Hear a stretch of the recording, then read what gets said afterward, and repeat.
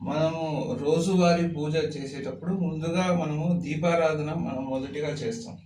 దీపారాధన చేసిన తర్వాత ఇక్కడ మనకి కలశం పెట్టడం అనేది జరుగుతుంది. తర్వాత మనకున్న దేవతా విగ్రహాలన్నీ కూడా మనకి ఇలా ఉండడం జరుగుతుంది. మనం ఎవరినైతే ఆరాధిస్తూ ఉంటామో ఆ దేవతా విగ్రహాలన్నీ కూడా మనం ఇలా పెట్టుకుంటాం.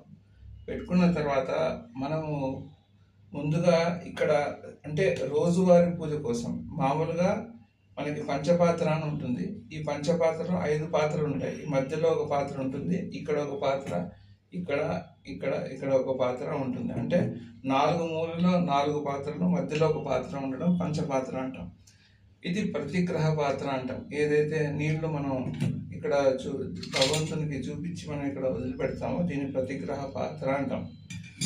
ఇలా మనకి పూజ ప్రారంభం చేయడానికి కావాల్సిన ముఖ్యమైనవి ఇది ఏర్పాటు చేసుకోవాలి. అయితే ఇక్కడ మనం పంచభూతాన్ని మొదటిగా మనం ఆరాధనలోకి తీసుకురావాలి. అంటే అగ్ని, వాయువు ఎలాగా ఉంటుంది, వాయువుకి బదులుగా మనం అగరబత్తి అనేది మనం పెడుతూ ఉంటాం. వాయు, అగ్ని, వాయు, జలము, ఆకాశం. అంటే మనకి ఎక్కడైతే పూజా గృహంలో స్పేస్ ఉంటుందో అదే ఆకాశం. అగ్నివాయు, పృథివీ అంటే ఏంటంటే మనకి వస్తు రూపేణ మనకి ఏదైతే ముట్టుకోగలుగుతామో అదంటే పృథివీ. అంటే ఈ వస్తువులన్నీ కూడా పృథివీ తత్వంగా తీసుకుంటాం.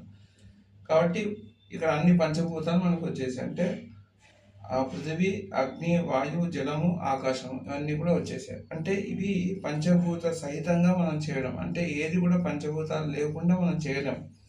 కాబట్టి ఇది తర్వాత అష్టమూర్తి భృత దేవ పూజనం అంటాం. అంటే అష్టమూర్తులు భావించి మనం చేయాలన్నమాట. దీని గురించి నేను ప్రత్యేకంగా మీకు తర్వాత చెప్తాను.